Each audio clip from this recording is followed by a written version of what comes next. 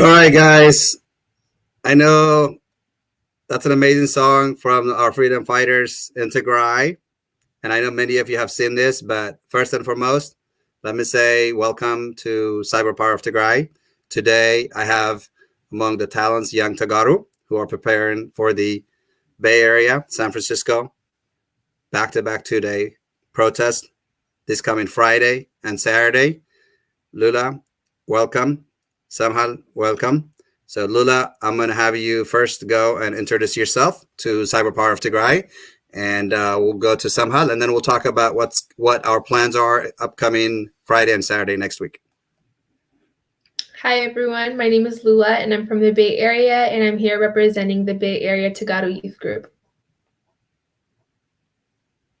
Hi, everybody. My name is Samhal Belay. I'm also here representing the Bay Area and the Bay Area Tagaru Youth Group.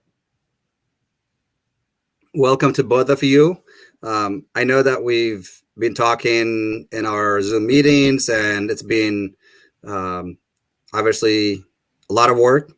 We have a lot of support from the young Tagaru across the country, not just the Bay Area. So we want to thank to all who are making it happen, and will make it happen on Friday and Saturday. So Samhal, not to pick on you, but I have to, because you've been playing a lot of role in organizing the protests for Friday. My question for you is, what keeps you going? What motivates you? With everything going on, everyone's been going through a lot. People have been losing family members.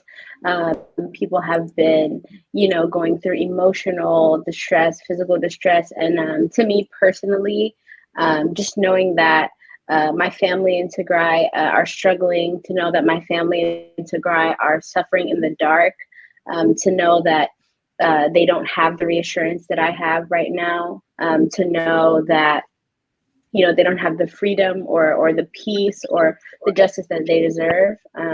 That's what keeps me going. That's what wakes me up in the morning every day, whether that's helping, with this protest, whether that's helping me go through, school, because I am a student as well.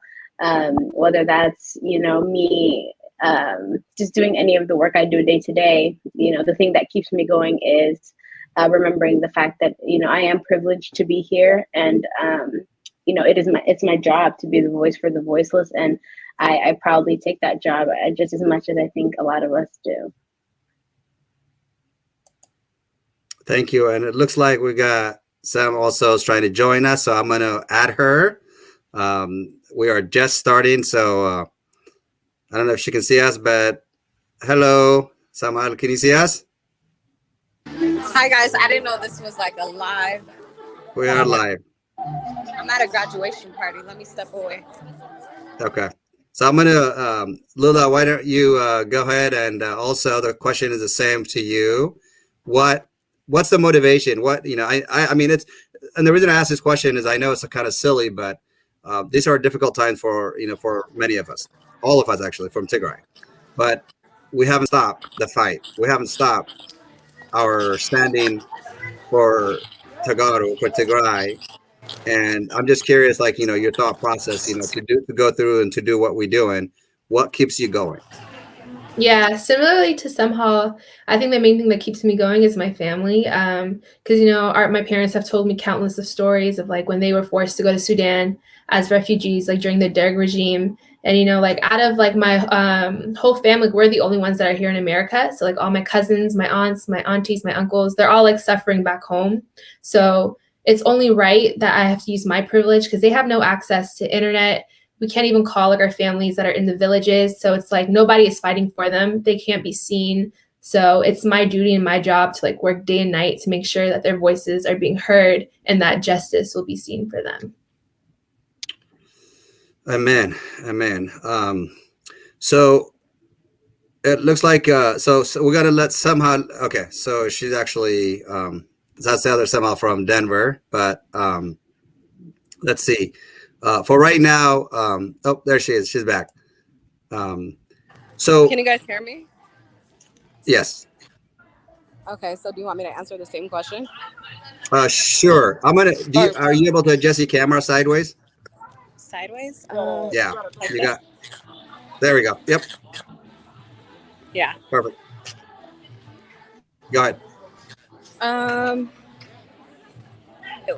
The question is what keeps me going? Correct. During these times?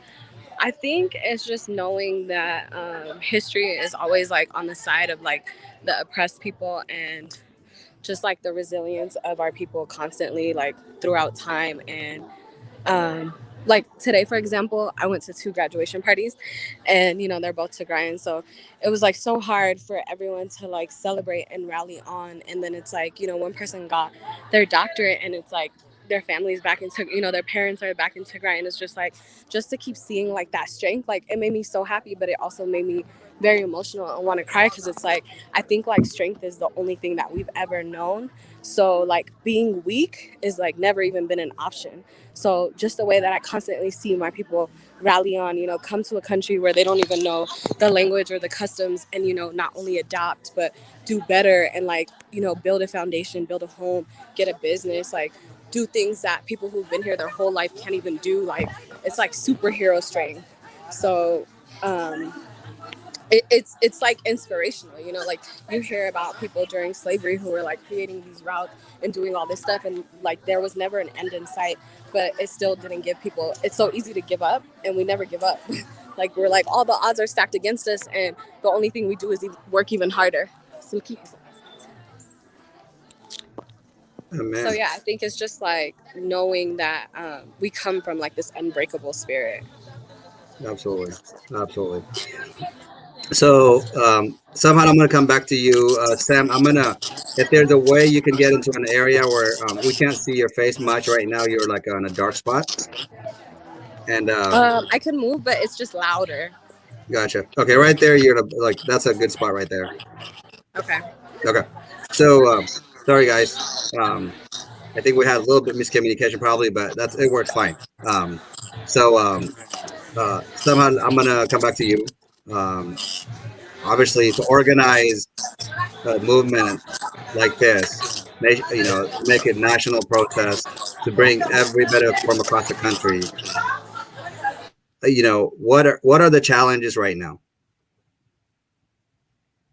Sorry, could you repeat that one more time? Sorry, it was Yeah. a little bit What off. what what's yeah, sorry, there was a background sound. So, I was saying like to organize, such a large protest like this, it's not easy. And internally, I know we've been discussing a lot of stuff, but from your point of view, what do you see so far that seems like a little bit challenging to achieve what we want to achieve on Friday and Saturday? Yeah, you know, it's really interesting. A lot of us before this, before this war, before any of this happened, didn't really have any experience in the organizational aspect of things. I know, coming personally for me, I've never organized a protest before. I've never had to, host Zoom meetings. I've never had to, join, calls like this and talk about, a genocide, a war. So it's really interesting and a really new experience for a lot of people. When it comes to like challenges during this protest, one challenge for me is definitely trying to please everybody, trying to make sure that you're not leaving someone out, trying to make sure that you're getting all the points that you need to get, and nobody or nothing is left behind. I know coming from a logistics perspective, both me and Lula are a part of the logistics team for this protest. So that means, getting the permits for this protest, working with the police department, getting, flyers together and things like that. So, working on the logistics aspect of things, communicating with the different cities, communicating with the different police departments, especially now because of Corona, has definitely been really difficult. When you tell the police departments that you're expecting, multiple hundred people to be in one place at the same time, it's kind of challenging to coordinate that. And I can let Lula talk a little bit more about it as well. But it's definitely been an experience. It's definitely been a new experience, and it's been a challenging one.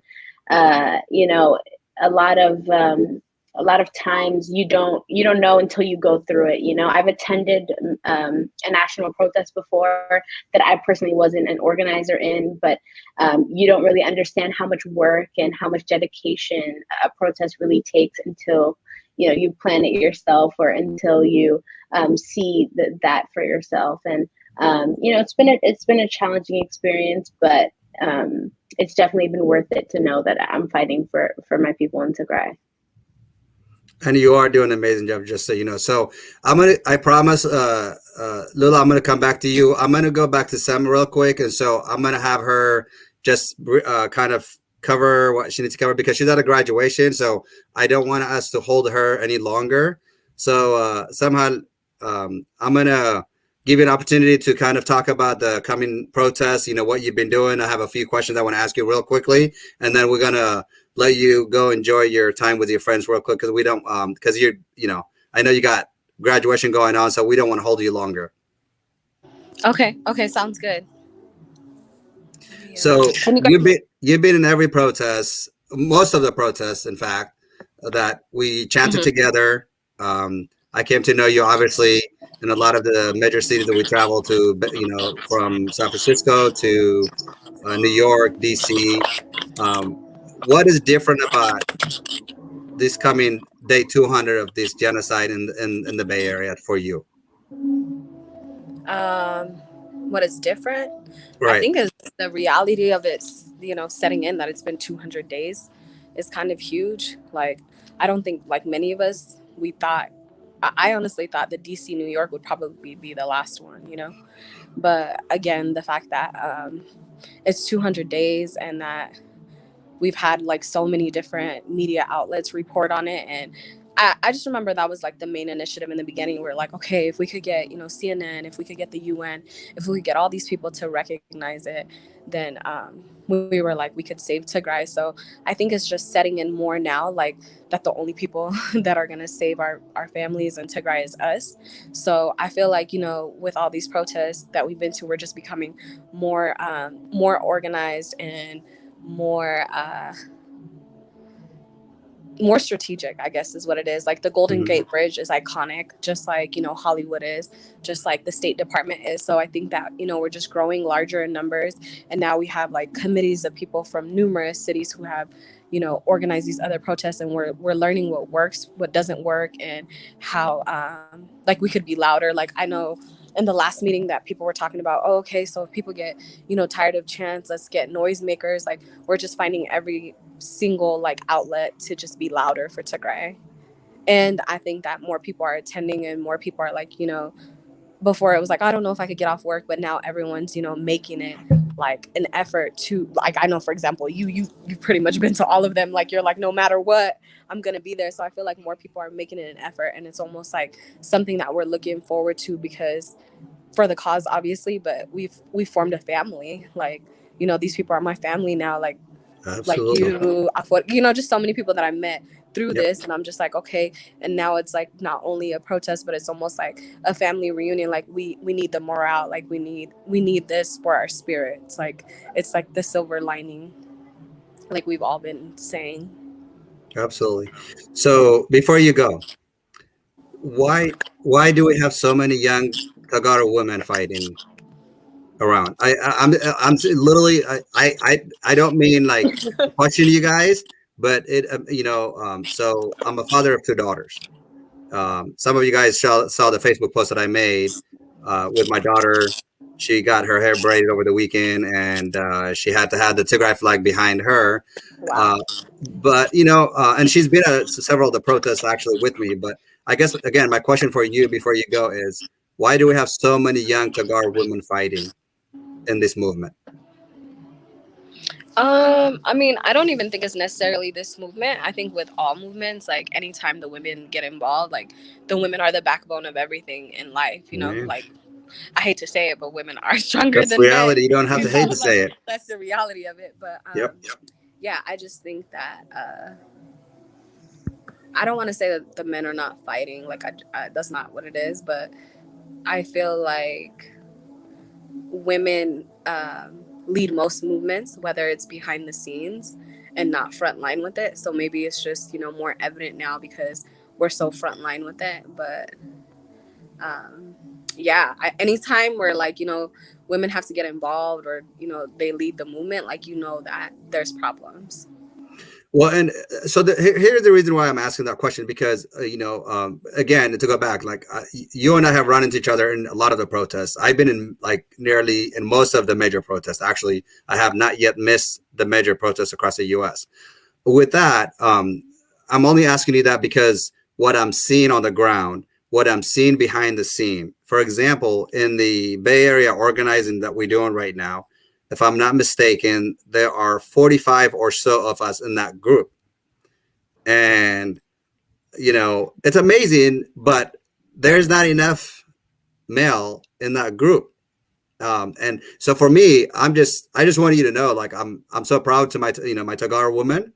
I think, you know, for me, I'm thinking, I guess, you know, like, okay, there's so many women raped in Tigray. A lot of these young women, young girls in America, who some of them actually has barely been in Tigray, are driven by the inhumanity that's happening to our people back home. At least from my own, you know, daughters, what they talk about and how they feel about it is that it's just the cruelty of it from a humanitarian perspective, because this is not politic. And, you know, even though it's not a time to celebrate, I feel so proud to be part of this amazing Tagaru movement, and to see by far the majority being women, but young women, young, I don't want to say girls because, we're talking like, I mean, I think we have some high schoolers, but it's that, I think the most of them I see is like 15 to 25 to 30. I mean, it's amazing, and I'm just proud. So it's not a trick question I want to throw out there, but I think, it makes us proud to have this many strong, like you say, the backbone of the movement is being women. And I hope that, we could continue the fight the way we're united and making the family that you made the point. So I'll let you jump in and whatever you want to say, and we'll let you go so that you can get back to your friends, and we'll go back to Lula. I promised her to come back. Yeah, you know what though, like, to be honest too, like, it's a very this is like, it takes an emotional toll on you too, like, just to process, like, the rape and all that, the atrocities all across the board. But like, even when I tell my male friends that are like non-Habesha outside of the community, like, let me tell you like about this, rape story. It's not just, normal, like, it's gang raped, it's, women's spine being broken, and they can't handle it. Like, they literally are like, I'm not listening, or they're like, trigger warning, like, they're just like, no. So I feel like, a lot of it might just be like hard to digest, and like for our men too, like, I know we're all like emotionally drained and it's taking a toll on us. So maybe it's just the fact that it's a little bit harder for the men. I don't want to say that they're not doing equally like as work, but just like even certain women, like, it's not for them to be frontline. Like, everybody has a role, and you don't necessarily have to be chanting or leading the protest to be a part of this movement. Like, there's so many different facets that we need, people like organizing the petitions, Twitter campaigns. So I do see, like, in our like Crisis Tigray group, like, it's a lot of men who are helping out with those things. So I think that maybe like to the outside perspective, it may look like, women are leading the men. And we also have to like keep in mind the numbers too. Like, I feel like the women definitely outnumber the men. So there's that. And I just feel like they help in other ways. They contribute to the cause, not necessarily like at the protest. Absolutely. And I've said this before, but also, I think women make better leadership than men because most war has been made by men. If I'm wrong on that one, you can correct me. And it might, I feel like it resonates with people more too, to see like the women hurting or the women leading it, like, than if it is to a man. Like, for most men, like, I know they can't even like handle, like, my dad is just like, I can't see you guys cry. Like, he just be like, don't cry, like, don't cry. So I feel like even having the women front lines is a stronger statement. Absolutely. Well, thank you, Samhal. I appreciate you. I know you got a group of people behind. I saw a little bit in and out, so we'll let you get back. So thank you for joining us. We'll organize another time where you're more settled at home, and then you can join us. Obviously, I'd like to do like at least one or two more before Friday, if possible, with you guys, and we can add more people to it. So appreciate you. I will, and I will see everybody in the Bay next week. Yep, we'll be there. I'll see you for sure. Guys, thank you so much. Thank you. Appreciate you. Bye. So, Lula, I promise I'm going to come back to you. You were going to cover my question earlier to Samhal was, what's going on with, what are the challenges? But I think she kind of covered most of it, obviously. But what do you find in that's like, more useful and helpful to make this successful? And then what are the areas that we may, if we don't, that's fine. But you feel that we may need support from our community to make this protest successful, because I've got people reaching out saying, hey, if we need help in safety, sign me up. If we need help with the RQ code, let me know. So what are the areas that you guys feel that we could use our communities to join and help us those 2 days? Yeah. So I think the main thing is what I want everyone to like understand is that like in order for this protest to be as successful as possible, it's not just like on the Bay Area team that needs to make sure that everything is going well. It's everyone who is participating in the protest. So even if that's making sure that everyone is not on the freeway or not on the street, because there will be police at the Golden Gate Bridge enforcing like very strict rules. So just being extremely aware of your surroundings and extremely aware of what people around you are doing, making sure that everyone is wearing a mask near you. If you see that someone doesn't have it, going to one of our volunteers in a green vest. So I think that's the biggest way to be helpful, or to help the Bay Area team with this protest. And I think one of the biggest challenges with planning this protest has been, like Samha said, is like making sure that everyone is like happy and pleased, because with us, we're working with like a lot of the elders from our community, a lot of the younger people. So there's a huge age gap in within the planners, and with that comes with like a lot of like different opinions and, you know, different opinions on like how things should go. So I think trying to find like a midpoint where everyone is happy and pleased, just so we can make sure that this is as successful as possible, and to make sure that this gets as much media attention, just so people are like fully aware of what's happening in Tigray. And I don't know about you guys, but a lot of our elderly people that I've been talking with in meetings and in person, they're humbled, they're excited, they're appreciative of what you guys are doing. So I wouldn't be worrying too much about pleasing everybody, because I think everybody understands the tasks that you guys are doing, that we're all doing. And what I hear is actually more positive from our communities when it comes. In fact, you know, they appreciate it so much that without the movement that we created as TDF, which is Tigray Diaspora Force, they feel that these will never be this successful, because I think historical, when we look at it, we haven't had this strong movement in the diaspora. Of course, you know, we never seen this before, the atrocities that's happening in our communities. But so somehow I'm going to come back to you. There has been a little bit confusion about where day one of the protest and day two of the protests are. I know it, you know it, and Lula knows it. But for the sake of the audience, the people that are not familiar with it, do you mind kind of talking about day one being 11 a.m. and then day two being 10:30 a.m. but the location, and then we'll just, you know, pull the map and kind of show them what the flyer says. Yeah, I can talk a little bit more about that.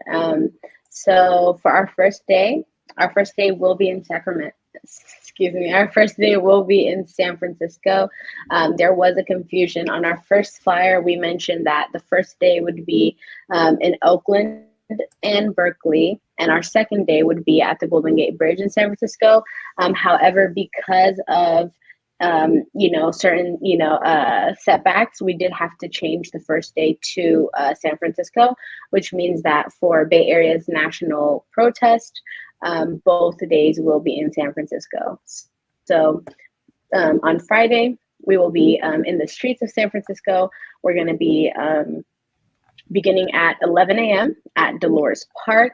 We're going to shut down, the streets. We're going to make sure the people of San Francisco hear us. We're going to make sure that the city of San Francisco hears us. We're going to try to get as much media coverage as we can. And that's what the first day is going to just kind of a gist of it. That's what our first day is going to look like. For the second day, we're going to be on the Golden Gate Bridge.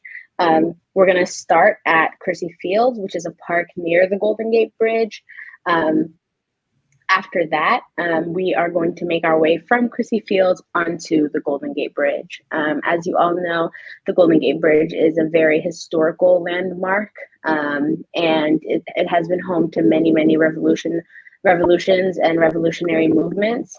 We're going to be walking on the side of the Golden Gate Bridge, so there will be railing between us and the cars. We're going to be chanting. It is a little bit loud on the bridge, but we are going to be chanting as loud as we can. And that's kind of what our second day looks like as well. So just to reinforce it, both days of the Bay Area national protest will be in San Francisco. So that's kind of just a little bit of clear up on any of the miscommunications that may have occurred. Thank you, Samhat. It makes perfect sense to me. So for those of you, she just made it very clear. Both days of the protest, Friday, May 21st, and Saturday, May 22nd, which actually is day 200, will be in San Francisco. So we'll be shutting down most of major cities, streets in San Francisco on Friday. We expect to meet at 11 a.m. And as she stated it, Dolores Park, the Dolores Street and 19th Street is what the flyer says. So those of you who may not have the flyer, we do have the flyer. I know it's not clearly visible to you guys, but I'm showing it on the screen. So one side of the screen is showing day 1.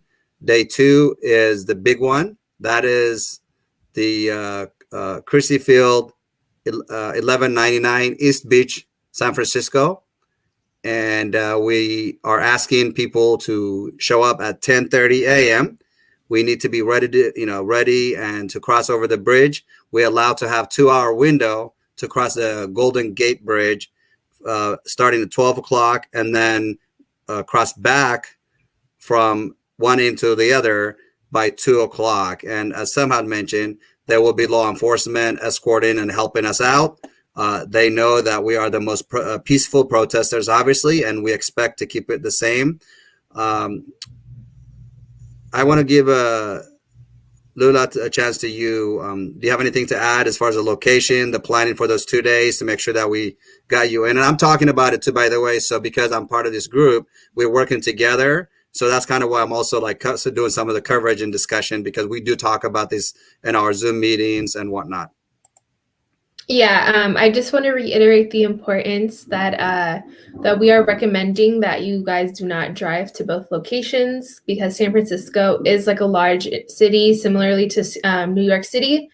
So there isn't a lot of parking. So we recommend that you guys take taxi, Uber, Lyft, or that you take public transportation such as BART.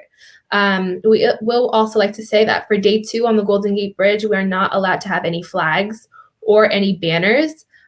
This is for safety reasons. This Golden Gate Bridge is very, very windy. So with a flag, you risk the chance of it flying into the water or going and like hitting a car and like blinding them. But you are allowed to have a flag as long as it's tied around your body.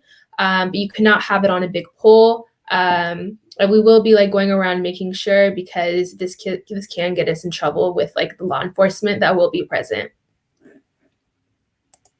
Very good. So I'm going to monitor the chat if people have questions, since we just talked about those 2 days of protest, but we made it very clear. So we're doing this protest, obviously, because there's genocide going on right now in Tigray.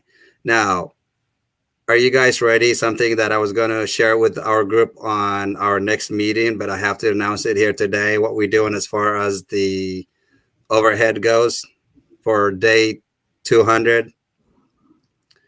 Yes, I'm ready. So we're going to have a plane that's going to fly overhead and throughout San Francisco. The Golden Gate Bridge, we're not allowed to have them fly over, but over the Bay Bridge towards Oakland, most of San Francisco, possibly to San Jose area for 3 hours. Wow.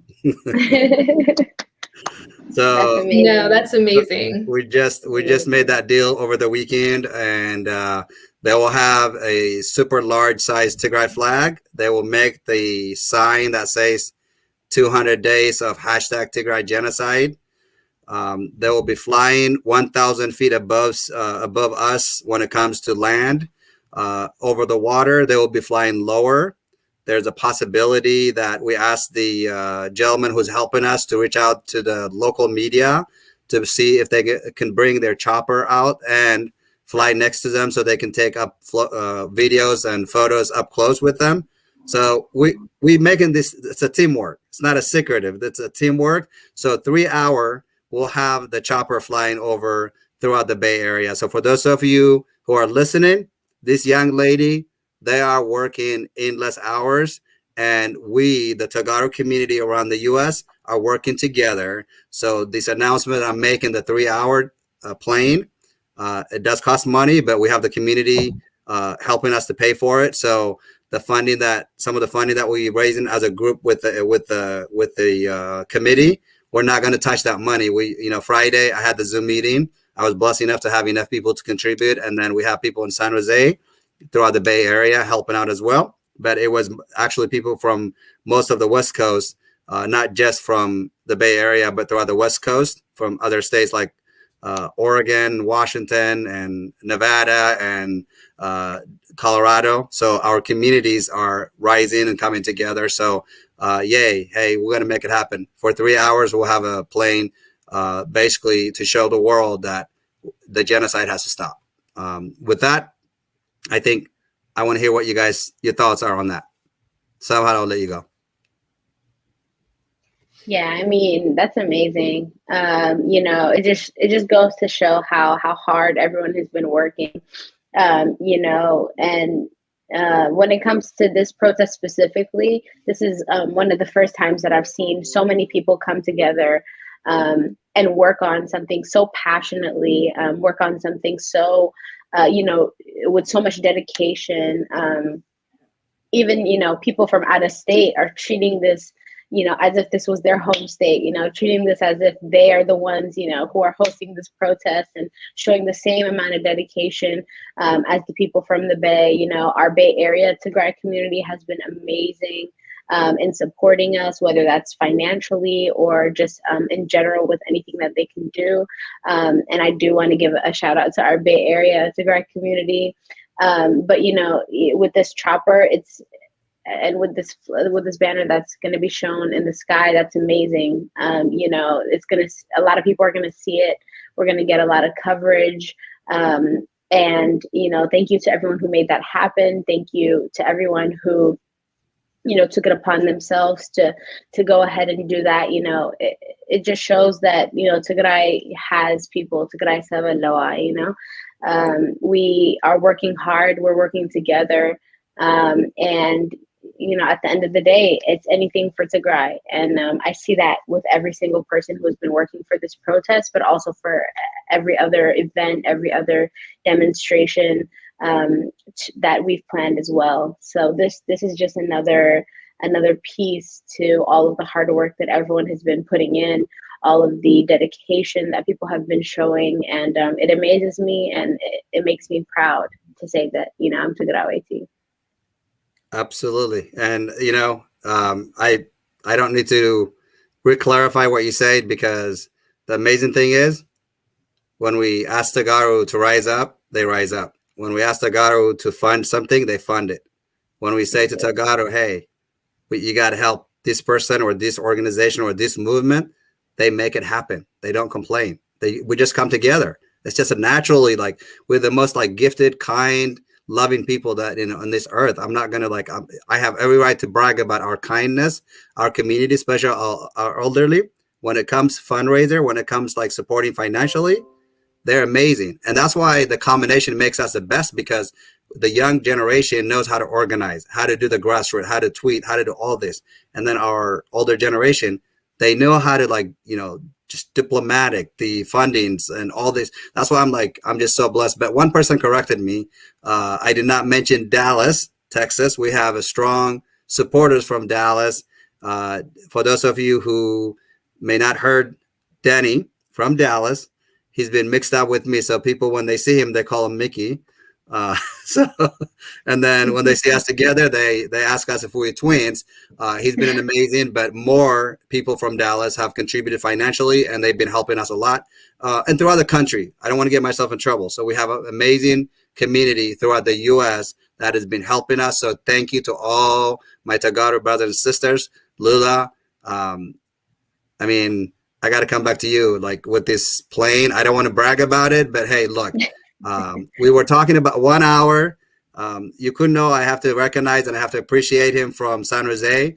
I communicated with him. He reached out. He made it happen. And over the weekend, it was stressful. But Friday, when I presented to our community in our Zoom meeting, the Tech from LA, Danny from Dallas, you couldn't know from San Jose.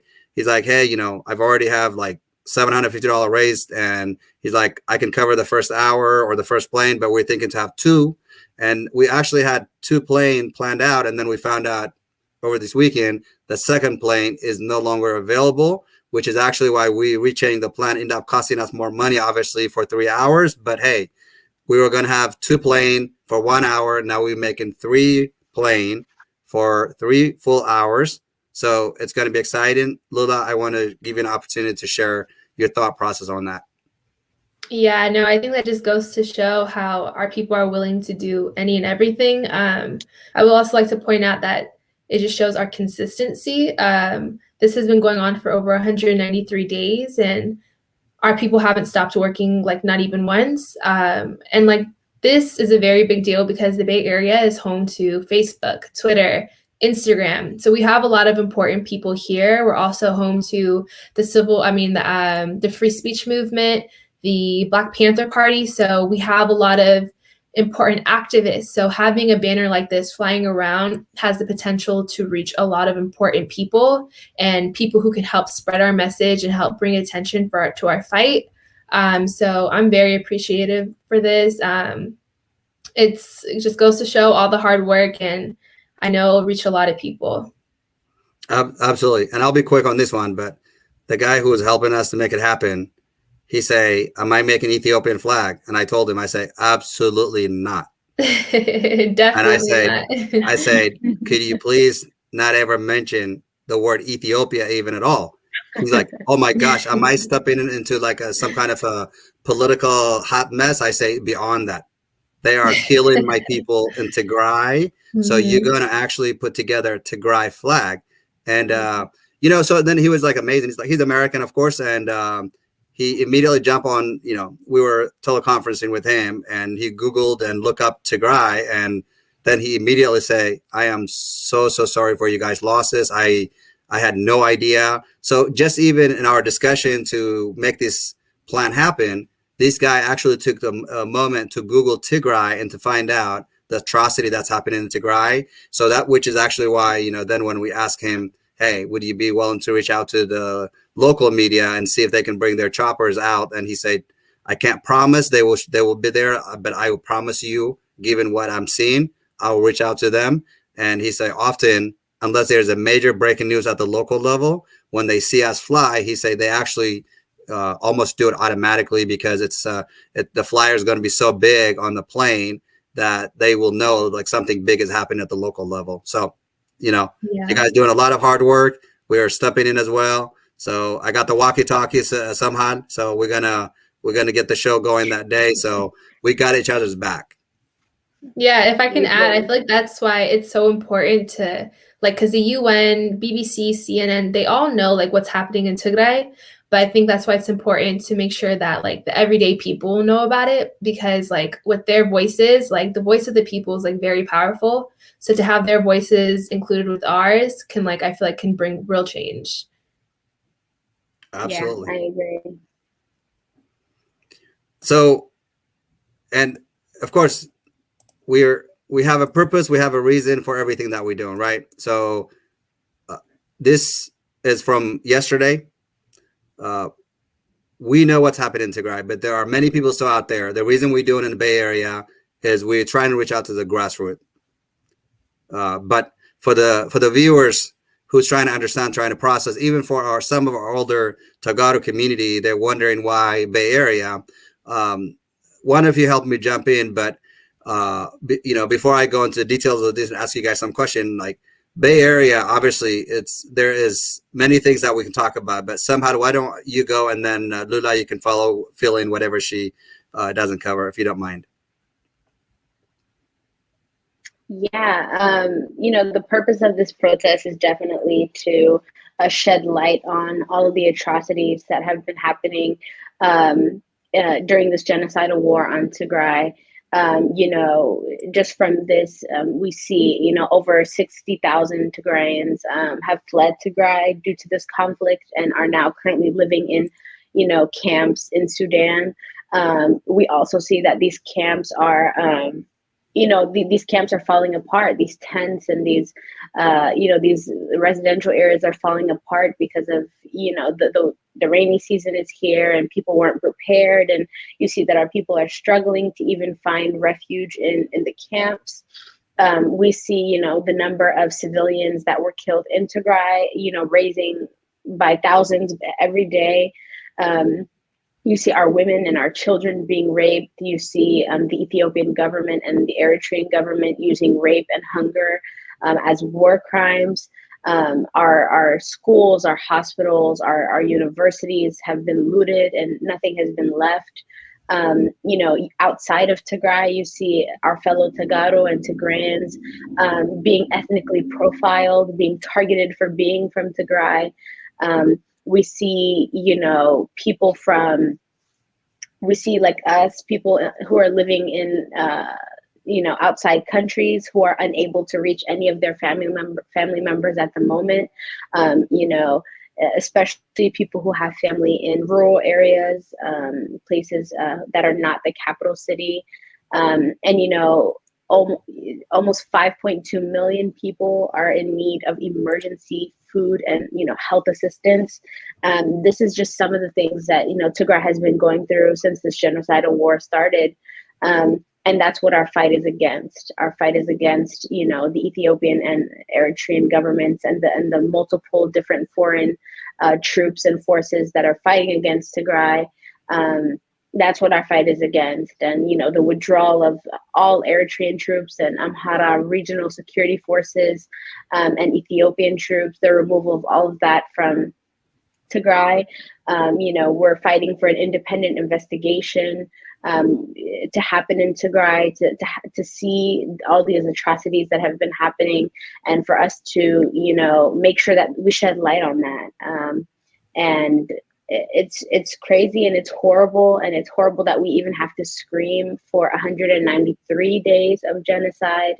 I never thought I would be saying that, and I don't think any of us thought we would either.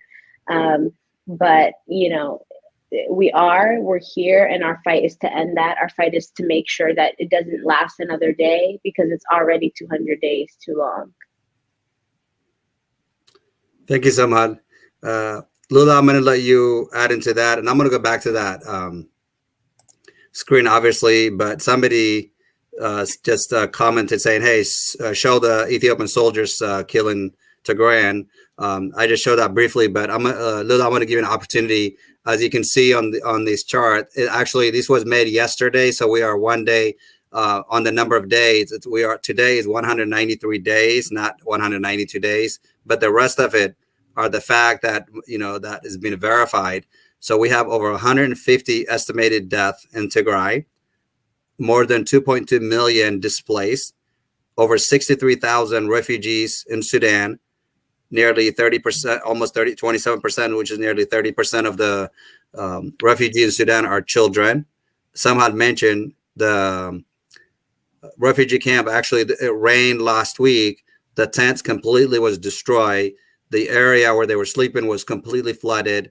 We know people. I know people personally. Some of our friends. I'm not going to mention their names. They just left last week, and they're updating us. We're talking with them regularly.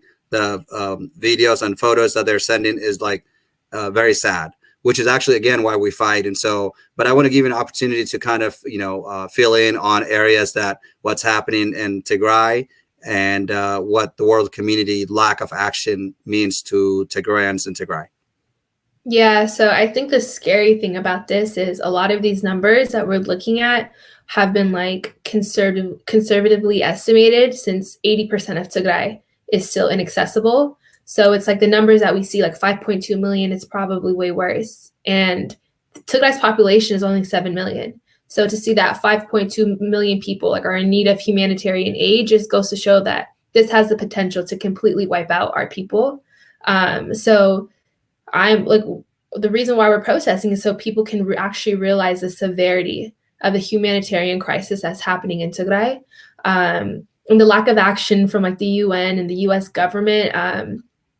It's just gonna, like, in the long run, like same with the Rwandan genocide, it only happened for 100 days and nobody said anything the whole time that it was happening. Then once we heard, never again, we're never gonna allow this to happen, yet the same people who said that are still remaining silent on the genocide that's happening in Tigray, and the consequences are going to be deadly, and we're going to see something that we've never seen before, way worse than the famine that we saw in the 80s in Tigray, where we saw the whole world come together and sing "We Are the World." This has the potential to wipe out all of the Tigray people, and the world needs to act now, and the world needs to see what's happening.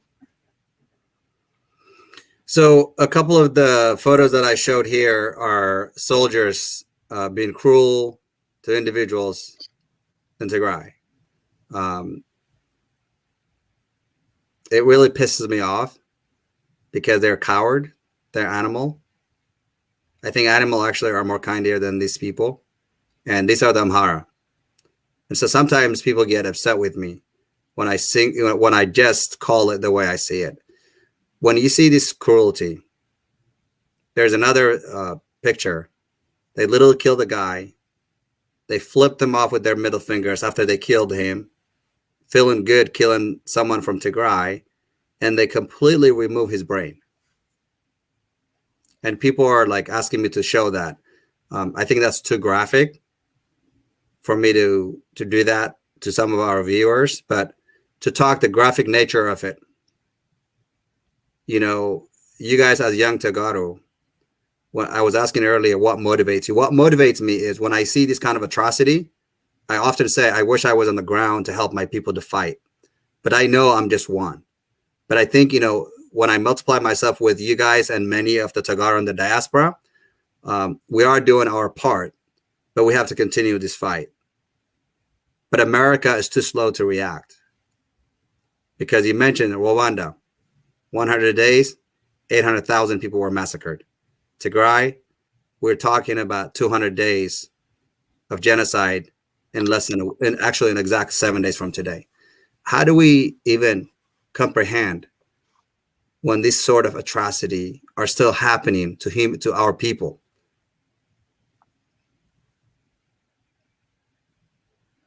I think we can't comprehend, and that's why it's so hard seeing like these photos of soldiers just like treating our people like animals and having like no care in the world. It's like even like the way they like pose as if it's like some sort of trophy that they've like killed our people and they're just like proud of it. I think that shows just how like deeply rooted the hate for our people is, and how this war and this war isn't against the TPLF, but it's against the Tigray people, and it's their aim to erase us, erase our culture, our heritage, and our history. And it's just sad because like this has the potential, like I said earlier, to just like wipe out everything, because the extent that they've gone to just kill and throw our bodies over mountains and hills and just rip out our brains and just post it and video record it, and they're laughing and they're smiling. It's really heartbreaking. Yeah. Someone? Yeah, I mean, it's exactly what Lula just said, but also, to think that, at least for me personally, for my entire life, that, I've been claiming, Ethiopia, to think that I saw these people as my brothers and my sisters, to think that we saw these people as members of our country and members of a country that we built, and to see them doing this now, it just really, it shocks me, but it also hurts me, because I'm starting to understand that this is not something that started 6 months ago. Just because this war was, declared on November 4th, doesn't mean that that's when the war actually began. This war began when our people started, getting kicked out of their own homes for being Tigrayan. This war started when being Tigrayan was shameful and you had to hide your, Tigrayan descent because you were scared for your life. This war started when we couldn't live without, fearing for our lives every single day, every minute of the day. And it hurts me that we do have to go through this, but it also reassures me that I never want this to happen to my people again. And I'm ready to make sure that it doesn't happen to my people again. And I think all of us are ready to make sure that it doesn't. So yeah, it's just heartbreaking, but it's really important that we learn from this and we see it and we understand it and we make sure that it never happens again. Absolutely. So I'm going to show you guys a quick video. This is in Sudan, where our people are at the refugee camp. And then I'm going to try to cover a couple more before we call it good for the night. But take a look. I mean, these are, innocent children who have survived, the atrocity in Tigray and made it to the refugee. And here we go. So, the video is long. I guess my point is, let me put it this way. Our people that we used to call, somebody mentioned earlier, we had claimed ourselves as Ethiopian American, depending on our citizenship status, right? And Ethiopia brings our number one enemy, Isaias Afwerki of Eritrea, to murder and rape our women and kill anyone in Tigray that they find on the ground. And yet, to this day, the Amhara people, they continue to say they were mistreated for 27 years. I am sick and tired of their lies continuously. Recently, we have a well-respected Tigrayan professor who I know actually briefly, but not personally, went into one of the media, and I think during the discussion, I didn't hear the interview, but I was a lot of people reached out to me and they wonder why he did that. So the question was asked, and he responded saying, "There's still a chance," or something along the way. I don't want to be quoted, but that he felt that Tigray, it's not too late for Tigray to reconcile and be united with Ethiopia. Again, I don't want to get myself in trouble, but that's what people had reached out to me and say they heard in the interview in Amharic. And I can see somebody you kind of like shook your head in disagreement or dismay. And we see the Sudan people are being kind to us, are taking care of our people. But the very people that we call them animal today, and I know that lumping the entire ethnic Amhara is not a fair criticism for me, but the Amhara, however we want to call them, Amhara elite, Amhara supporters of the elite, the Amhara, by far the majority, probably 95% of them, are still cheering the death of our people. So even for my Tagaro brothers and sisters that get upset with me, I wanted to know what they're thinking in their head to say that Tagaro could actually remain part of the evil place called Ethiopia. You guys help me out. Yeah, I don't understand it myself either, because it's not only the government that has been killing us, but just seeing people who are supposed to be our fellow countrymen celebrate us. Like, for example, when Abiy Ahmed declared that the war was over and we saw people in the streets of Addis cheering, celebrating, waving around the flag as if people just a few hours north of them were being starved and having to cross the border to Sudan for safety and shelter, just goes to show that we can never be in the same country ever again. But at the same time, we do live in the diaspora, so it's not really our place to decide that. And it's up to the people in Tigray who are living there and having to endure all this. But my personal belief, I don't think it's possible. There is no way that we can move forward from this. This is not even the first time. I mean, with Haile Selassie, with Mengistu, and now with Abiy Ahmed, like, history just shows that Ethiopia just doesn't care for the Tigray people and continues to bombard them with bombs, famines, and weaponized rape and hunger. So there's no way moving forward from this. Salman? Yeah, I mean, I really don't have anything to add more than what Lula said. I just think, I understand it's going to be hard, for our whole lives. Again, we've been claiming Ethiopia our whole lives. We've been, Ethiopian Americans here in the diaspora. And when it comes to, in Tigray, Tigrayans were many Tigrayans are some of the most strongest believers in, our brothers and sisters, and the fact that everyone is Ethiopian, and love for everyone, kindness for everyone, no matter, where they came from. But the Ethiopian, and, I know why it's hard to say the Ethiopian people, and I know why it's hard to generalize, but with this war, I've seen it. With this war, I've seen the silence of the Ethiopian people. I've seen the cheers and the dances of the Ethiopian people as my people are being massacred and as my people are going through a genocidal war. And it led me to no longer be afraid to say the Ethiopian people. For almost 6 months now, this government has been committing genocidal war crimes on the people of Tigray, and the people of Ethiopia as a whole have said nothing about it. And they celebrated it. They celebrated the death of our people.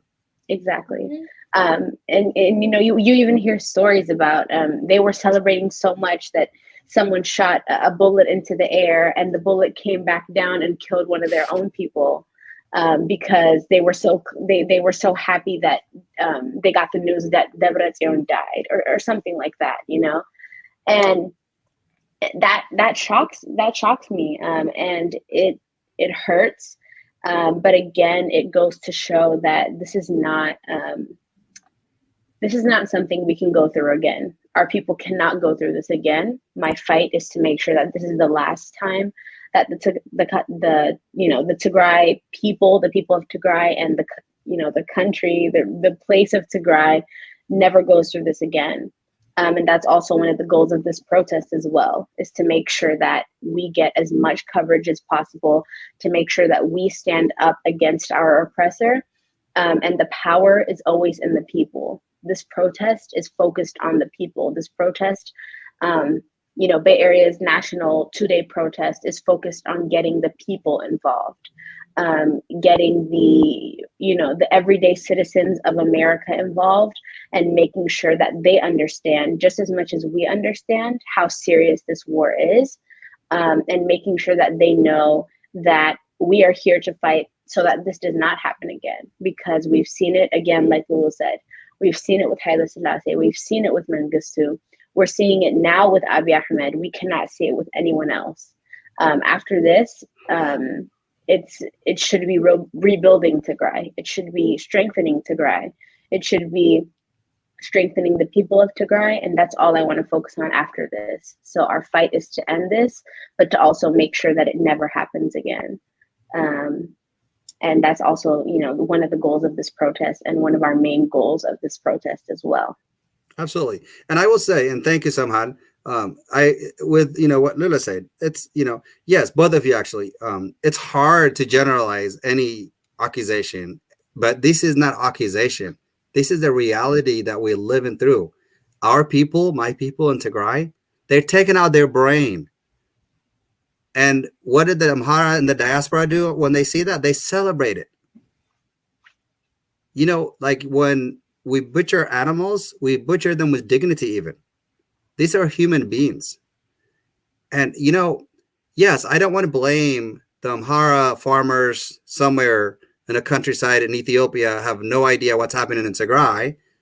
But the rest of them, to me, they cry wolf for nothing. Their children were lucky enough to get education, to live their life, luxury life throughout Ethiopia, where our people struggled for 17 years and fought and brought independence to Ethiopia, built the economy in Ethiopia for 27 years. And they allege Ethiopia was in the dark for 27 years. So this movement that we're doing, the people who are thinking like you guys, us, as a young Tagaru, that we're not politician, we don't understand what's happening. We don't need to be politician. This is, humanitarian crisis. It's wrong.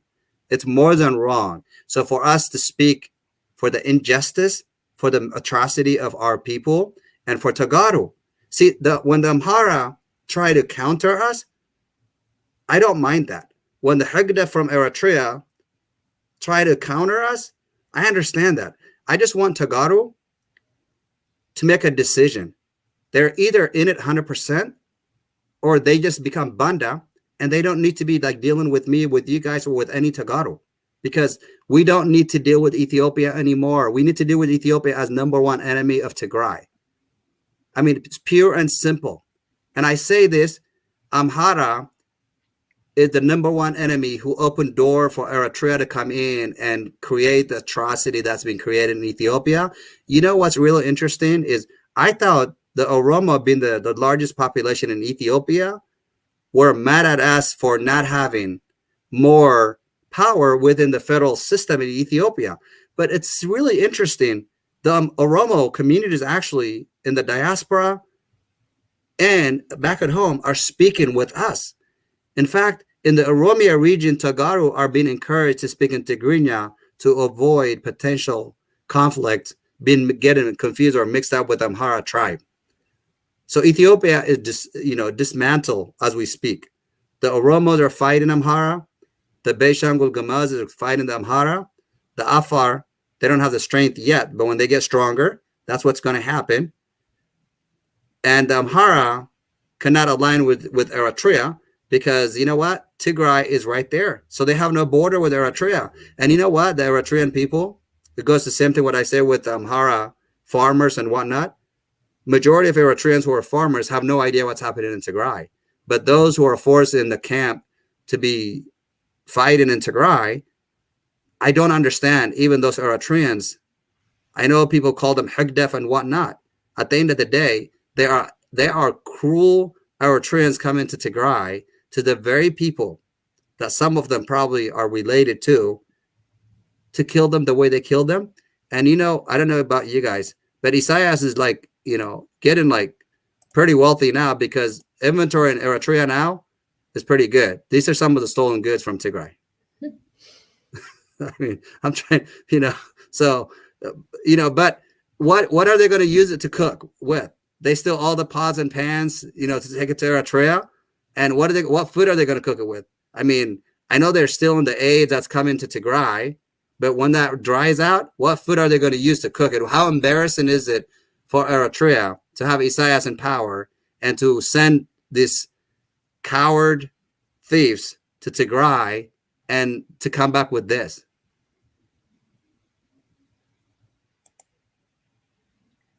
I mean, I don't know. It struggles from it. I don't understand how someone could even support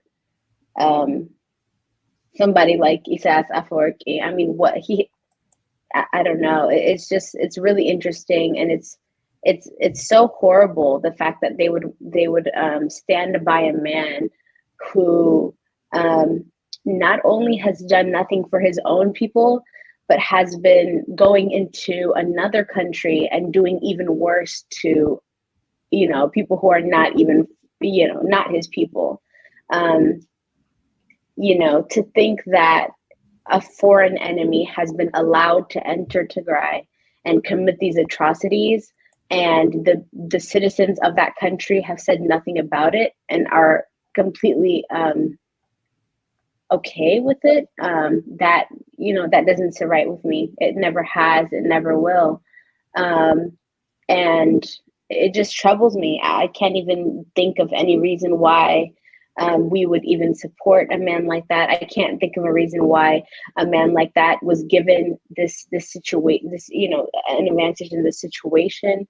But again, our fight is to get him out. Our fight is to get Eritrean troops and forces out of Tigray immediately. Our fight is to get Ethiopian and Amhara forces out of Tigray. Our fight is to get all foreign troops out of Tigray, to stop the looting that's happening in Tigray. Mike, like you said, all of this looting that's been going on, goes back to Eritrea, and, what happens? It just sits in the homes of these people. This man can't even provide, food for his people to cook with. He can provide the pots and the pans to sit in the homes, but he can't even provide food for his own people, because half of his population is fighting in a war that has nothing to do with them, and he's forced them into that as well. So it just goes on to show how horrible the atrocities in Tigray are, but also how deeply rooted this hate is, to the point where the people have gotten in on it as well. Well, he's blamed every poverty in Eritrea actually on the Tigray people and Tigray leadership. He said that the reason Eritrea has not built one university for 30 years that he's been president, actually a dictator, the fact that no infrastructure has been built in Eritrea, it's very sad. Eritrea spent 30 years of civil war fighting for independence. After that, it actually lived under dictatorship for another 30 years. So for the last 60 years, Eritreans have been going through nothing but pain and suffering, which is a sad reality because, many of the Eritreans that I know, they're good people. And I know sometimes I get myself in trouble when I say this because we have a lot of Tagars that are upset. And that's why I say earlier, we can't I want to avoid from generalizing everything, right? But Isaias was asked why he's so cruel to what's happening and whether or not he was Eritrean because he's suspected to be from Tigray. And his response was, if you asking about 3-4 generation back, all of us in Eritrea came from Tigray. But if you ask him today, in this generation, he say, I believe I'm Eritrean. I mean, but anyway, Lula, you're shaking your head. If you want to jump in, please go ahead. Somebody has asked a question about hotel that we didn't mention, but I do have the flyer. So here we go. So we got list in San Francisco and Emeryville. I think that's in Oakland area. So Yeah. I don't know if I say the city. Is that how you pronounce the city? Yeah, Emeryville. So that's a city that's right. It's kind of like in between San Francisco and Oakland. So we gave people options. If you want to be in this city where both protest dates are happening, you have all those in San Francisco. If you want to be closer to both Oakland and San Francisco, we have the option of Emeryville since it's right in the middle between Oakland and San Francisco. So for those of you who are wondering about the hotels, I'm highly recommended personally to be in the Emeryville area that's closer to Oakland. And there will be a Tigray run businesses in that area that we should try to support and be a part of. So that's just my thought, my opinion, of course, but all of you guys are welcome to book whatever is convenient. I know transportation could be a headache. So if you just want to stick around in the location, Fisherman's Wharf, that is north of San Francisco. Since I grew up in Fresno, I know the Bay Area pretty well as well. And I did cross country and track. So it's a beautiful area. So if you guys choose, my favorite fast food place, In-N-Out Burger, is right there. So I think we covered most of it. What do you guys, did we leave anything out? I do really quickly want to add that for everyone that's looking for all of this information, you guys can go ahead and find all of this information on Bay Area Tagaru. So we're on Instagram and we're on Facebook. If you guys search up Bay Area Tagaru, you will find our flyers. You will find our, the different things that we've posted, including hotels, restaurants, Tagaro and Black-owned restaurants here in the Bay Area, transportation systems that the Bay Area offers, because again, parking is a really big problem here. And things to do, maybe if you're outside of the protest, after our protest or before our protest, you may want to do sightseeing or check out some things that the Bay Area has to offer. So we also have all of that information on our Facebook page, which is Bay Area Tagaru, and our Instagram page, which is also Bay Area Tagaru. You guys can follow us on both, and you will find all that information. If there's anyone who is kind of still on the side of things, should I come, should I not come? I definitely recommend coming. This is the protest that you want to be at. We have been working endlessly day and night to make this protest happen. And, we're ready. We're ready for our people to be heard. We're ready to be the voice for the voiceless. And I'm excited to see how our people can come together and how our people can be the voice for the voiceless. So I do recommend that everyone come and join us here in the Bay Area, May 21st and 22nd in San Francisco for a national protest against the ongoing war and genocide happening in Tigray. Thank you, Samhal and Lula. Anything we didn't cover? Yeah, no, I just wanted to add on that, this protest has the potential to allow our voices to be heard from a lot of very important people here in the Bay Area. So we really need all of our community from all over the country to please come and support us and stand by us for this protest. And please, if you haven't bought your ticket yet, you're still deciding, just buy it, just come. This is going to be super amazing. Like Mike was saying, this is going to be one of our biggest protests ever, so you're not going to want to miss it. So yeah, we're excited to see you guys all there. And I will say, please, everything we discuss here tonight, share with your friends, with your families. We have discussed about the location. Both protests will be in San Francisco on day 200, which will be Saturday. We're going to cross the Golden Gate Bridge, and we're going to have police escorts. Initially, we do have the permit. We were planning to shut down the entire Golden Gate Bridge.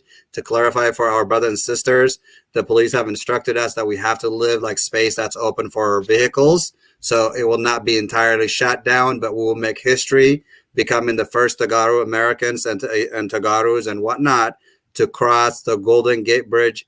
It's been permitted to us between 12 noon and 2 in the afternoon to cross over the bridge and come back on that bridge. That is history making. I know that is not something for us to be celebrative of crossing the bridge, but we are standing for our people, and we are going to bring attention to our fellow Americans to help us to fight hard to end the genocide in Tigray. So briefly, Samhad, I know you speak Tigrinya, so this is my thing I do every time. I want you to show our love and support for our Tagaro around the world, particularly those in Tigray and in Ethiopia in Tigrinya, if you don't mind. Yeah, I can go ahead and do that. በመጀመሪያ ንዋይ ከመስክኖ ይፎቲ እዛ እዛ ፕሮግራም እዚኣ ስለተዘጋጀሃልና ቴንክ ዩ ግን ለሕዋተይን ኣብ ትግራይ ዘለኹም ለሕዋተይ ኣብ ወፃኢ ዘለኹም ተጋሩ ብጣዕሚ ከመስክነኩም ይፎቲ ኣብ ወፃኢ ዘለኹም ለይትን ቀትርን እንዳሰራሕኹም ለትግራይ ክትዕወት እያ እንዳበልኹም ትሰርሑ ኣለኹም ብጣዕሚ ከመስክነኩም ይፎቲ ኣብ ዓዲ ዘለኹም ተጋሩ ሕዋትና ኣብ ዓዲ ዘለኹም እዛ ጦርነት እዚኣ ትቃለሱ ኣለኹም ዋላ ብቴሌቭዥን ብሶሻል ሚድያ እንድሕር ለይረኣናኩም ኣብ ፀንዋ ስለለለኹም ግን ንሰምዕ ኣለና ኢና ንሰምዓኩም ኣለና ኢና ኣብዚ ኮይና ኣለን ቃለስ ኣለና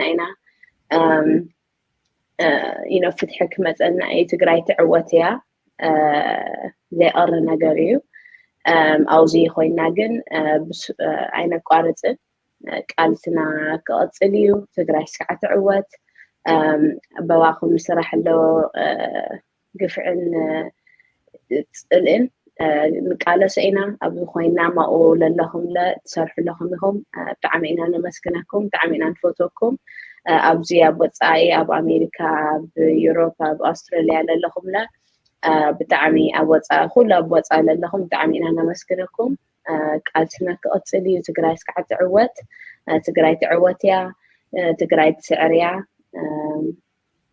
yeah I think that's about it. Thank you, Samhal. Lula, I don't want to assume. I know Samhal that she speaks Tigrinya already, but if you don't feel pressure. You can say it in English. If you do speak Tigrinya, we'll find out. You're welcome, but no pressure, please. Yeah, no, I speak Tigrinya, but it's definitely not as good as hers. So I'm just going to say it in English. No, I just want to say that I'm super proud of everybody in the diaspora and our people back home who are continuing on this fight and who are continuing to put in the work to make sure that our people are receiving justice and that their voices are being heard. And I just want to say to all of our people back home in Tigray to continue on the fight. We hear you, we see you, we feel your pain, and that we're going to continue to do everything that we possibly can to make sure that Tigray is safe and that you guys are all safe and they guys all have a home to return to. I can't. I'm scared. That's okay. I can't speak Tigrinya after her. That's okay. She's too good. أنا نيستي كزاروية. نيستي. No, ناسي Tigrinya بتعمل تصبك أيقونة. ده نيستي ده بالي. No, I'm serious. I can't. ده أيهم ناينا. Yeah, أيهم ناينا. أقول لكم هنا. Yes, I can't. No, الكياكو جواز. يعني لي. تايم مسلكي. زيو نايكول لنايو. Cyber Party guy. كم دليتنا مسئنا نحنا خنوقعلو نهزبنا ملقت خنا محلالفولو نهزبنا او قونكم لنا لنا خنسمع منا موزحته انا بانجليزኛ ቋንቋ ዝገብሮ እቲ ናይ ዓለም ሙሉእ ዘሎ መናእሰይ ዋላ ትግርኛ እናሰምዐ ምዝራብ ንእሽተይ ዝሕይሎ ከምቲ ሉላ ያው አይኖ ትዛረቢ ከም ትርዳእ ንረስ ዛረቢ ንእሽተይ ግን ስለዝሓፈርኪ it's okay ፀገም የውልን ባይ ዘ ወይ ስለዚሁ እንቲ ትቐንዲ ግን ክንርስዖ ዘይብልና ንሕና ተጋሩ ኮይና ዋላ ስደት ተወሊድና ዋላ ኣነ ኣብ ትግራይ ተወሊደ ግን ቋንቋ ትግርኛ ከም ድሌትና ንዛረቦ ትግርኛና እውን ፀገም የውልን ዋላ ቅድሚ ሒዚ ብደንብ እንድሕር ትግርኛ ዘይዛረብ ሰብ እንድሕር ነይሩና እንድሕር ዘይንዛረብ ነይርና ኣነ ንባዕለይ ንክርስዖ ቀሊል እዩ ነይሩ ግን ታ ፍቅሪ ስለ ዘላ ኣብ ኩልና ታ ትግርኛ ሲ ብደንብ ምስማዕና ብጣዕሚ ኣነ ደስ እዩ ዝብለኒ ንያንግ ናይ ተጋሩ ኣብ ዳያስፖራ ዝኔና ብጣዕሚ ደስ ዝብለኒ ንምንታይ እቲ ቋንቋና ወለድና እውን እዚ እዩ ፍቅሪ ምሶም ዘድልየ ብጣዕሚ ኣነ ደስ ዝብለኒ ናይ ተጋሩ ወለዲ ብስነ ስርዓት ብዙሕ ነገር ሳክሪፋይ ገይሮም እዮም ዕውዮምና ኣብዛ ዓዲ መፅኦም ንሶም ዕድሎ ይረኸቡን ከማና ትምህርቲ ንክንመሃር ኣብዛ ዓዲ ክልተ ስራሕ እናሰርሑ እዮም መብዛሕትና ወለድና ዕውዮምና ነቶም ኣብ ዳያስፖራ ዝኔው ወለድና ዓበይቲ ዋላ ብፖለቲካ ባሕርሓድ ነገር ከማና ኣክቲቭ ተዘይኮኑ ንሳቶም ኣክቲቭ ኮይኖም እዮም ሳለኦም ኢና ንሕና ኣብዚ በፅሒና ንትግራይ ዓንዲ ክንኮና ንቃለስ ዘለና ሰምሃር እውን ዓንቶ ዝበለቶ ድሕሪ ሒዚ ንሕና ኢትዮጵያ ኣይኮነን ክነትኩር ዘለና ንትግራይ ኣትኩርና ግን ንትግራይ ንሕና ኮሪደርና ይከፈተልና ኣምሓራ ምልሻ ገለ ዘሎ ካብ ትግራይ ይውፅልና ኤርትራውያን ንሕና እቲ ህዝቢ ኣይፀላእናን እቲ ወታደር ግን ካብ ሃገርና ይውፀልና ዓድና ግን ንሕና ትግራይ ብተወለድቲ ካብ ትግራይ ዘርኢ ንሕና ኣብ ዳያስፖራ ዓለም ሙሉእ ዘለና ንትግራይ ዓንዲ ኮይና ክነምዕብላ ንህዝብና ክንድግፎ ኢና እዚ ዘጠራጥር ነገር ኣይኮነን ስለዚሁ ኣብ ዓለም ሙሉእ ዘለካ ትግራዋይ ተጋሩ እዚዩ ንሕና ድሕሪ ሒዚ ኣብ ሓደ ልቢ ንኹን ማሕበራት ዋላ ጉጅለታት ተፈላለየ እንተሃለወና ፀገም የውልን መሰቃቃጥ ኣይኮነን ንሱ መጣናኸሪ ጥራይ እዩ ብሓደ ግን ሒዚ 45 ከባቢ ንኸውን ተጋሩ መንእሰይ ተጋሩ ኣብ ዳያስፖራ ዝኔና ኣብ ኣሜሪካ ካብ ዌስት ኮስት እስካብ ኢስት ኮስት ዘለና ብሓደ ኮይና ኢና ናይ ቤይ ኤርያ እናተመያየጥና ነዘጋጅወ ዘለና ኣብዚ ንዘጋጅወሉ እዋን ግን ሓንቲ ግዜ ኣነ ካብ ሎም ዝሰማዕኽዎ ባእሲ ነገር የብልና እውነት እየ ዝብለኩም That's just the beauty of Tagaru. Our unity, our strength is amazing. I love the fact that in every Zoom meeting that we have had, we allow people to have their thought process, to share their idea. And I see somehow when she hosts the Zoom meeting, it's like, I mean, she's just, I'm not bragging about you, just like the reality of what you do. You host it, you let people, put their ideas on the table, and then we make that decision collectively, and then we move on.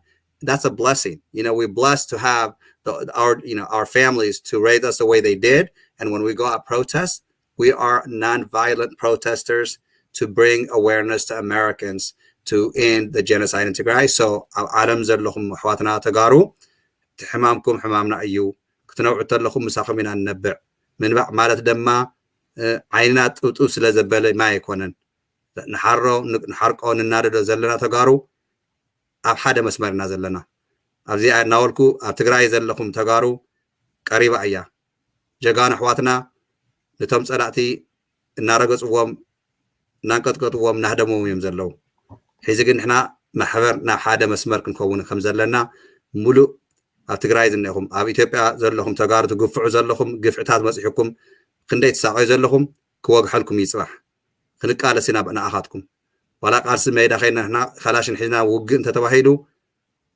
ንድሕሪት ኣይንብልና እዚዩ ክርስሳዕ የውልን እዚኣ እናበልኩም ኣብ እስራኤል ዘሎ ሓውና ግፍዕታት ሒዚ ምንተኾነ ሒዚ በምሓሩ ብናይ እስራኤላውያን ብሑሰት ኣሚኖም ዝግፋዕ ዘሎ ሓውና ሕብረታዊ ንግበረሉ ትክክል ኣይኮነን ሓደ ማንም ትግራዋይ ብዓለም ክግፋዕ እንተሎ እዚ ቆልዓ እዚዩ ንሃገሩ ንትግራይ ስለዝቃለስ ዘሎ ህዝቢ ትግራይ ግፍዒ እዩ ዘሎ እናበለ ስለተዛረበ ኣምሓሩ ግን ናይ ኣዲስ ኣበባታት ተቐተሉ ብኣምቡላንስ እናርዩ ብገለ እናበሉ ወንጀል ሰሪሑ እናበሉ ኣብ ሕማቕ መከራ የእትውዎ ኣለዉ ሓውና ኣብ እስራኤል ስለዚሁ ኣብ ዓለም ሙሉእ ዘለኹም ኣሕዋትና ኣብ እስራኤል በተለይ ዘለኹም ተጋሩ ግደፉ ዋላ ዘቃይም ነገር ተነይሩ ዋላ ሓደሓደ ነገር ንሱ ዝተዛረቦ ደስ ተዘይልኩም ናሃትና እዩ ሓውና ብሰለስተ በትሪ ክውቃዕ የውልን ብኣምሓሩ ከይኣኽሎ ሒዚ ድማ እስራኤላውያን ናይ እስራኤል መንግስቲ ሕጋዊ ዘይብሉ ብሕጊ ፍርዲ ቤት እንዳሃለው እስራኤል ሞባይሉ ሕዲጎም ላፕታፕ ሕዲጎም ባንክ ኣካውንት ሒዚ ከዓ ፍሪዝ ገይሮም ሒዚ ከይንቀሳቀስ ገንዘቡ ንባዕሉ ገንዘቡ ከይጥቀም እዮም ገይሮሞ ነው እዚ ነገር እዚ ኣይትረስዕዎ ሓደ ሓደ ዓበይቲ ኣሕዋትና ንዝተዛረቦ ደስ ይበለና ልኩም ትዛረብዎ ዘለኹም ኣብ ደገ ግደፉ ዘይሰሓሰብ የለን ዝወዲ እዚ ግን ተሰሓተሉ መገድታት ብዙሕ የለን እዩ ሓሪቑ ግን ሃገርና ትግራይ ትቃፀለላ እያ ፀላእትና ይክቃፀሉ እንታይ እዩ መን ይክቃፀል መን ይክቃፅል ባህሊ እዩ እምበር እዚ ሰብ እዚዩ ምንም ወንጀል ዝሰርሖ ነገር ዝፈፀሞ ነገር የለን ግን ኣምሪሩ ይዛረብ እዩ ስለዝሓርቕ ኩልና ድማ ሓደ ዓይነት ዘረባ ክንዛረብ ስለ ዘይንኽእል ሓውና እዩ ንሃትና እዩ ኣይንሸንድዎ ንደግፎ እስራኤል ዝነኹም ተጋሩ ኣነ ዛ መልእኽቲ እዚኣ ድረክት እናባኻትኩም እያ ስለዚዩ እዚ ሓውና መብረ እዩ ዝበሃል መብረ ሓውና ግፍዕታት ይበፅሐሉ እዩ ንሓግዞ ብዝመቸወና መገድታት ናይ ገንዘብ ፀገም እንሄዎ እዩ ናይ ሕግታት ተኸታተልቲ ደገፍ የድልዮ እዩ እዚ እናበልኩ ብትግርኛ ንውሕልኩም እየ ትዘረባ ኣሕዋተይ ለማዓንቲ ሉላ እና ሰምሃል ያው ብዙም ክንራኸብ ኢና ከምዚ ጌርክን መፂኽን ናይ በኤርያ ሸር ምግባርክን ናይ ግፍዕታት ደቂ ኣንስትዮ ኣሕዋትና ደቂ ተባዕትዮ መናእሰይ ትግራይ በፂሕዎም ዝኒሄ ግፍዕታት ከምዚ ጌርና ስለይ ሸር ዝገበርናዮ ንዓለም ዝኒሄ ህዝብና ክብረት ይሃበለይ ደን ኣሕዋተይ ይቕኒየለይ if there's anything I miss this will be the last chance but we're going to end this segment otherwise appreciate you guys going to bring you back on before the next obviously we still have about a week left or less than a week but I'm hoping like to do at least one or two more before we start the protest on Friday next week. Yeah, thank you so much for having us. Absolutely. Yeah, thank you so much and see everybody next week. Yep. See you. Make sure you guys show up on Friday. We counted on everybody to show up and hey, you can't say we didn't know about it. We're talking about it now. We've talked about it the other day. We're going to continue. So we're going to bring you live again updates.